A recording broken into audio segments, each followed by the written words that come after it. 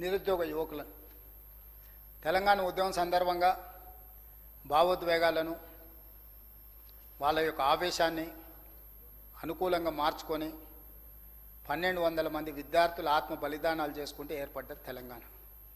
ఓ శ్రీకాంతాచారి, ఓ ఈశాన్ రెడ్డి, ఓ constable Kishtaiah, ఓ యాదయ్య, ఓ వేణుగోపాల్ రెడ్డి, ఇలా చెప్పుకుంటూ పోతే 100 మంది పేర్లు ఉన్నాయి అధ్యక్ష. భావోద్వేగానికి తెలంగాణ రాష్ట్రాన్ని సాధించాలి, మా మరణమైన ఈ రాష్ట్ర కళని సాకారం చేస్తుందని త్యాగాలు చేసింది. వాళ్ళు ఆ విధంగా ఉంటే 100 రూపాయలతోని పెట్రోల్ దొరికింది సీసా నిండా, కానీ 10 పైసలు అగ్గిపెట్టి దొరకలేదు అధ్యక్ష, అగ్గిపెట్టే రావులకు. కానీ ఆ పిల్లలు మాత్రం ఈరోజు తెలంగాణ రాష్ట్రాన్ని సాధించారు. వాళ్ళ ప్రధానమైన లక్ష్యం ఏంటి అధ్యక్ష? అగ్గిపెట్టే రావును మంత్రిని చేయాలనో, లేకపోతే ఉద్యమాలు చేసిన అనుకుని ఆయన కొడుకును మంత్రిని చేయాలనో, వాళ్ళ బిడ్డల్ని ఎంపీలను ఎమ్మెల్సీలను చేయాలనో, లేకపోతే వాళ్ళ చుట్టాలను రాజ్యసభలకు పంపించాలని చచ్చిపోలే అధ్యక్ష. తెలంగాణ రాష్ట్రం రావాలి, లక్షలాది నిరుద్యోగ యువకులకు ఉపాధి అవకాశాలు రావాలి, దళితులు, గిరిజనులు, ఆదివాసీలు, బలహీన వర్గాలు, మైనారిటీలు బాగుపడాలి అని ఆ పిల్లలు ఆత్మ బలిదానం చేసుకొని తెలంగాణ రాష్ట్రాన్ని సాధించిండ్రు అధ్యక్ష. ఆ ఉద్యమకారుల స్ఫూర్తి, ఆత్మ బలిదానాలు చేసుకున్న విద్యార్థుల జ్ఞాపకాలు గుర్తున్న వాళ్ళు ఎవరు కుటుంబ సంక్షేమం కోసం కాకుండా కుటుంబమే 4 కుటుంబ సభ్యులే మొత్తం తెలంగాణ అని వాళ్ళు అనుకుంటే 4 కోట్ల తెలంగాణ ప్రజలు మా కుటుంబం అని నా మంత్రివర్గ సభ్యులు, మా శాసనసభ్యులు అనుకోబట్టి 4 కోట్ల తెలంగాణ నా కుటుంబ సభ్యుల కోసం భవిష్యత్ ప్రణాళికలను సిద్ధం చేసి ఈనాడు గవర్నర్ గారి ద్వారా ఈ సభలో ప్రవేశపెడితే అభినందించాల్సింది పోయి అవమానించే విధంగా మాట్లాడడము ఏ మేరకు సమంజసము? అంత అనుభవం కలిగిన మొట్టమొదటిసారి గవర్నర్ గారు తెలంగాణ తల్లిని ఆవిష్కరించుకొని సభలోకి వచ్చి జయ జయ హే తెలంగాణ గీతానికి లేచి నిలబడి గౌరవం ఇచ్చిన ఆ గవర్నర్ గారిని గౌరవించడానికి ప్రధాన ప్రతిపక్ష నాయకుడు సభకు హాజరు కాకపోవడాన్ని తెలంగాణ సమాజం నిశితంగా గమనిస్తుంది. నేను విమర్శ చేయదలుచుకోలేదు, కానీ బాధ్యత గుర్తు చేయదలుచుకున్న ప్రధాన ప్రతిపక్ష నాయకుడి గారికి అధ్యక్ష, ఈరోజు తెలంగాణలో నిరుద్యోగ సమస్య అత్యంత కీలకమైన సమస్య. మేము నోటిఫికేషన్లు ఇచ్చినాం అంటున్నారు. 10 సంవత్సరాలు పడుతుంది అధ్యక్ష నోటిఫికేషన్ ఇచ్చి ఉద్యోగాలు నింపడానికి. తెలంగాణ పబ్లిక్ సర్వీస్ కమిషన్లో ఎలాంటి వాళ్ళని నియమించారు, ఏ రకంగా నియామకాల ద్వారా అక్కడ ఉండే క్వశ్చన్ పేపర్లు జిరాక్స్ సెంటర్లలో పల్లి బఠానీలలాగా ఏ విధంగా ఈరోజు అమ్మిన్రో తెలంగాణ సమాజం అంతా చూసింది. ఏ నోటిఫికేషన్ ఇచ్చినా ఏ పరీక్షలు పూర్తి చేయలే, అందుకే రద్దయిన వాళ్ళు నోటిఫికేషన్ ఇచ్చే ఉద్దేశమే లేదు. ఇచ్చే ఉద్దేశమే ఉంటే నోటిఫికేషన్లు ఇచ్చిన 3 నెలల ఏ పరీక్షలైనా పూర్తి చేసి నియామకాలు చేపట్టవచ్చు, కానీ చేయలే. కానీ అదే కరీంనగర్లో వాళ్ళ బంధువు ఎంపీకి నిలబడి ఓడిపోతే ఎంబడే ప్లానింగ్ కమిషన్ వైస్ చైర్మన్ ఇచ్చారు. వాళ్ళ కుటుంబ సభ్యులు నిజామాబాద్ పార్లమెంట్కి ఓడిపోతే 6 నెలలు తిరిగే లోపల ఎమ్మెల్సీగా నియామకం చేపట్టిండ్రు. వాళ్ళ కుటుంబంలో నిరుద్యోగ సమస్యనే తీవ్రమైన సమస్య. కుటుంబంలో ఉన్న వాళ్లకు ఉద్యోగాలు, ఉపాధి కల్పించడమే ఈ రాష్ట్ర ప్రభుత్వం ఉన్నదని వాళ్ళు భావిస్తే తెలంగాణ 1200 మంది నిరుద్యోగ యువకులు ఆత్మ బలిదానాలు చేసుకున్నది ఆ కుటుంబంలో 4 ఉద్యోగాల కోసమని వాళ్ళు భావించడం వల్లే తెలంగాణ సమాజంలో నోటిఫికేషన్లు ఇచ్చినా ఉద్యోగాలు చేపట్టలేదు. నోటిఫికేషన్లు ఇచ్చినా కోర్టుల్లో లిటిగేషన్స్ కొనసాగించారు. నోటిఫికేషన్లు ఇచ్చినా ప్రశ్న పత్రాలను జిరాక్స్ సెంటర్లలో పల్లి బఠానీలలాగా అమ్ముకొని మార్కెటింగ్ చేసుకున్నారు. అందుకే అధ్యక్ష, గ్రూప్ 1 ఉద్యోగం ఉమ్మడి రాష్ట్రంలో 2011లో నోటిఫికేషన్ ఇస్తే 2019లో నియామకాలు చేపట్టారు. 2017లో తెలంగాణ రాష్ట్రంలో నోటిఫికేషన్ ఇస్తే 2025 వరకు కూడా వాళ్ళు నోటిఫికేషన్లను నియామకాలను 2023 వాళ్ళు ఉన్నప్పటి వరకు కూడా నియామకాలు చేపట్టలేదు అధ్యక్ష. అందుకే గ్రూప్ 1కు సంబంధించి పాత నోటిఫికేషన్ను రద్దు చేసి కొత్త నోటిఫికేషన్ ఇచ్చి 562 పోస్టులను గ్రూప్ 1 ప్రిలిమ్స్ని, మెయిన్స్ని, పరీక్షల్ని, ఇంటర్వ్యూలను అన్ని కంప్లీట్ చేసి శిల్పకళా వేదికగా నియామక పత్రాలు ఇచ్చినాం. ఇది కూడా వదిలినరా అధ్యక్ష?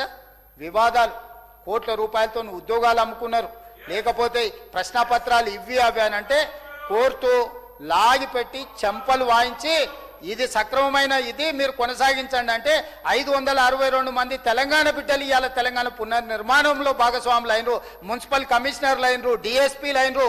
మా లక్ష్మణ్ చెప్తుండే 22 మంది డిఎస్పీలు ఈరోజు దళితుల పిల్లలు ఇతరుల పిల్లలు ఈరోజు గ్రూప్ 1లో సెలెక్ట్ అయినరాని.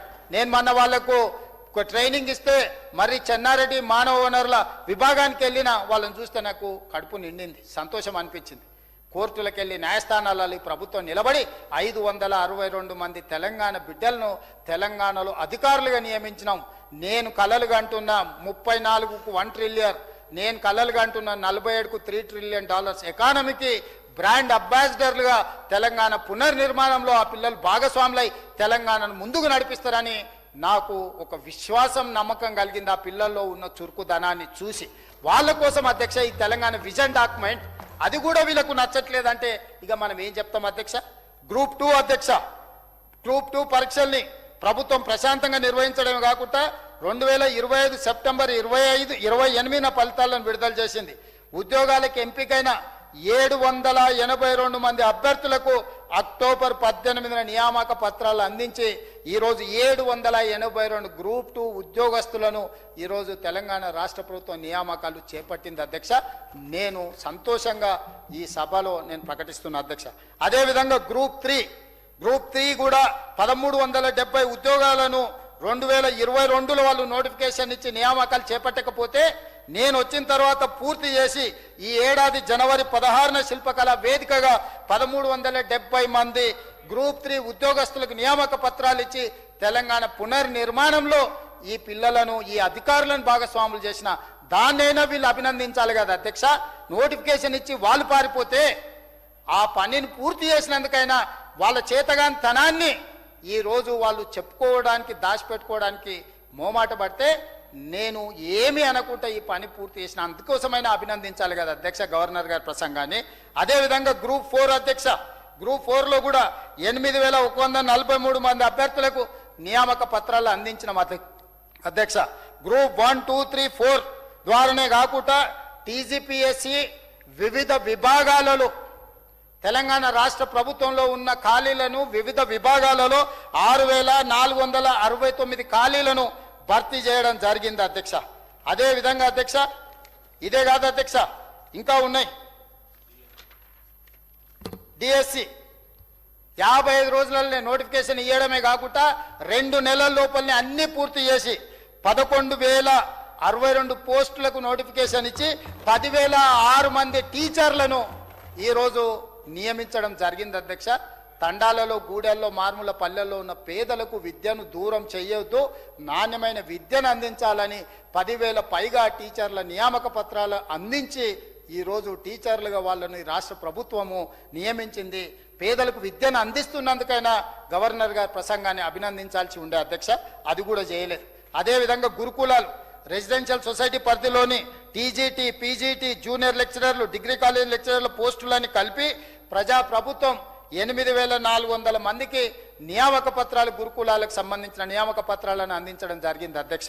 అదేవిధంగా పోలీసుల నియామకాలు అధ్యక్ష 16,067 మంది పోలీసు నియామకాలను మా ప్రభుత్వం వచ్చినాక పోలీస్ కానిస్టేబుల్స్ నియామక పత్రాలు అందించడం జరిగింది అధ్యక్ష.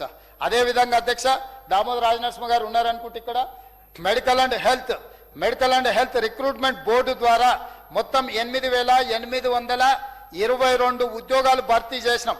అందులో 6,956 స్టాఫ్ నర్సులు, 1,284 ల్యాబ్ టెక్నీషియన్స్, 422 సివిల్ అసిస్టెంట్ సర్జన్లతో పాటు వివిధ ఖాళీలను భర్తీ చేయడం జరిగింది అధ్యక్ష. నిర్వీర్యం చేసిన మెడికల్ అండ్ హెల్త్ వ్యవస్థను బలోపేతం చేయడానికి 8,822 నియామక పత్రాలను మా ప్రభుత్వం అందించింది.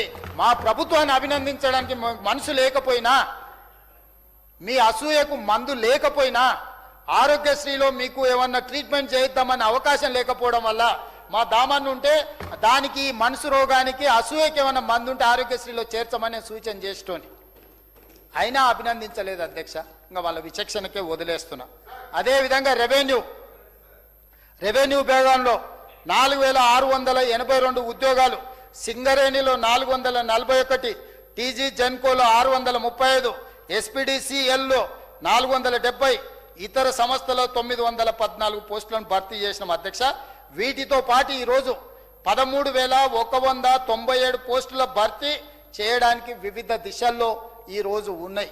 దాదాపుగా 80,000 ఉద్యోగాలను ఈరోజు మా ప్రభుత్వం 67,763 ఉద్యోగ నియామక పత్రాలు అందించినాం. 13,197 ఉద్యోగ నియామకాల ప్రక్రియ కొనసాగుతుంది అధ్యక్ష. 80,000 పైచిలకు ఉద్యోగాలు ఇచ్చినందుకు ఇన్ని వేల మంది నిరుద్యోగ యువకులు వాళ్ళ కుటుంబాలలో అత్యంత నిరుపేదలు తల్లిదండ్రులు ఉపాధి హామీ కూలీ చేసి గ్రామీణ ప్రాంతంలో రూపాయి కూడబెట్టి అశోక్ నగర్లో దిల్సుఖ్ నగర్లో కోచింగ్ సెంటర్ల చుట్టూ సంవత్సరాల నుంచి తిప్పుతుంటే 22-23 సంవత్సరాల వయసులో వాడు హైదరాబాద్కు వస్తే 10 సంవత్సరాలు ఉద్యోగ నియామకాలు చేపట్టకపోవడం వల్ల 33-34 ఏళ్ళు వచ్చినాయి అధ్యక్ష. తల్లిదండ్రులు పెళ్లి చేసే పరిస్థితి లేదు. పిల్లగాడు స్థిరపడిన తర్వాత పెళ్లి చేసుకోవాలనుకుంటుండు, వయసేమో దాటిపోయింది. ఈ సోషల్ కాజుని, సోషల్ ప్రాబ్లమ్ని ఎట్లా అడ్రస్ చేస్తారు అధ్యక్ష? కోచింగ్ సెంటర్ల కోసం ఈరోజు పిల్లల్ని తల్లిదండ్రులు సిటీకి పంపిస్తారు అధ్యక్ష. నువ్వు ఎంబడే పోటీ పరీక్షలు నిర్వహించి ఉద్యోగం వస్తే ఉద్యోగం ఇవ్వు, ఉద్యోగం రాకపోతే ప్రకటిస్తే వాడు ఇతర పనులు చూసుకుంటాడు. కానీ ఈరోజు మా మిత్రుడు ఇస్తున్నాడు విఆర్ఏ ఉద్యోగాలు కూడా తీస్తే మేము మళ్ళీ జీవో ఇచ్చి మళ్ళీ సర్వేయర్లుగా ఇచ్చేసినామని చెప్పి. నేను అనేది ఒకటే అధ్యక్ష, వీళ్లకు తెలంగాణ సమాజం పట్ల నిరుద్యోగ యువల పట్ల సానుభూతి కానీ మానవత్వం కానీ లేదు. మేము సానుభూతితో ఆ సమస్యను అర్థం చేసుకొని ఆ సమస్యకు శాశ్వత పరిష్కారాన్ని చూపించి గ్రూప్ 1కి 5 లక్షల మంది అప్లికేషన్ పెట్టారు అధ్యక్ష. 3 లక్షల పైన పరీక్షలు రాశారు. చివరికి 562 మంది సెలెక్ట్ అయ్యారు. మిగతా వాళ్ళందరూ ఏదో ఒక ఉద్యోగం చేసుకోవడానికి పోతారు అధ్యక్ష. ఈ పరీక్షల ఫలితాలు ఇవ్వకపోతే 5 లక్షల మంది ఇక్కడనే కోచింగ్ సెంటర్లలో తిరుగుతారు అధ్యక్ష. గ్రూప్ 2లో కూడా దాదాపుగా 3 లక్షల పైచిలకు పరీక్షలకు ప్రిపేర్ అయ్యారు అధ్యక్ష. 782 మంది సెలెక్ట్ అయితే మిగతా లక్షల మంది ఇతర ఉద్యోగాలకు పోయారు. ఇట్లా దాదాపుగా ఒక 15 లక్షల మంది తెలంగాణ నిరుద్యోగ యువకులు group 1, group 2, group 3, group 4 police recruitment ఇతర రిక్రూట్మెంట్లలో మేము ప్రయత్నం చేస్తే ఉద్యోగం వస్తుందని ఏ పని ఏ వ్యాపకానికి పోకుండా పోటీ పరీక్షలకు ప్రిపేర్ అయ్యి సంవత్సరాల కొద్దీ ఒక దశాబ్ద కాలం ఎదురు చూస్తే నోటిఫికేషన్లు ఇచ్చి చేతులు దులుపుకొని వాళ్ళు అవతల పడితే శివరాఖరికి ప్రతిపక్షంలో కూర్చోబెడితే పోయి ఫామ్ హౌస్లో నిద్రపోతే బాధ్యతగా ఆ పిల్లలకు పెద్దన్నగా నిలబడి వాళ్ళ కుటుంబ సభ్యుడిగా నిలబడి అన్ని సమస్యలను పరిష్కరించి పోటీ పరీక్షలు నిర్వహించి ఫలితాలను ప్రకటించి ఉద్యోగ నియామక పత్రాలు ఇక్కడికి పిలిపించి వాళ్ళ తల్లిదండ్రులు అందరినీ పిలిపించి వాళ్ళకు బుక్కెడు బువ్వ పెట్టి సంతోషంగా వాళ్లకు సర్టిఫికెట్లు అందిస్తే దాన్ని కూడా అభినందించకుండా దాన్ని కూడా నిందిస్తే మీరు మీ ఇంటోళ్లకు ప్లానింగ్ కమిషన్ వైస్ చైర్మన్ ఇచ్చినా మీ ఇంటోళ్లకు రాజ్యసభ ఇచ్చినా మీ ఇంటోళ్లకు ఓడిపోతే ఎమ్మెల్సీ ఇచ్చినా మీకు సంతోషం. కానీ పేదోళ్లకు డిఎస్పీ మున్సిపల్ కమిషనరో లేకపోతే ఒక రెవెన్యూ ఆఫీసర్గా లేకపోతే ఒక డాక్టర్గా ఒక పోలీస్ కానిస్టేబుల్గా ఉద్యోగం వస్తే ఆ కుటుంబానికి ఎంత సంతోషం ఉంటుంది అధ్యక్ష?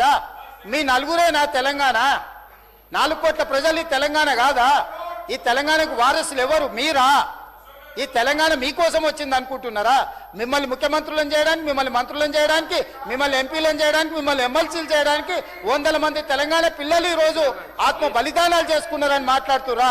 కొంచెమైనా సిగ్గుపడాలి అధ్యక్ష నిలబడి మాట్లాడేటప్పుడు. సమాజం ఏమనుకుంటుందో అని సమాజం పట్ల భయమన్న భక్తి అన్న ఉండాలి అధ్యక్ష. భయము భక్తి లేని బర్తెగింపుతనము వాళ్ళ మాటల ద్వారా బయటపడ్డది అధ్యక్ష. అదేవిధంగా అప్పుల గురించి మాట్లాడుతున్నారు అధ్యక్ష. నేను ఎక్కువ చెప్పదలుచుకోలేదు అధ్యక్ష. అప్పుల గురించి మళ్ళీ ఎట్లా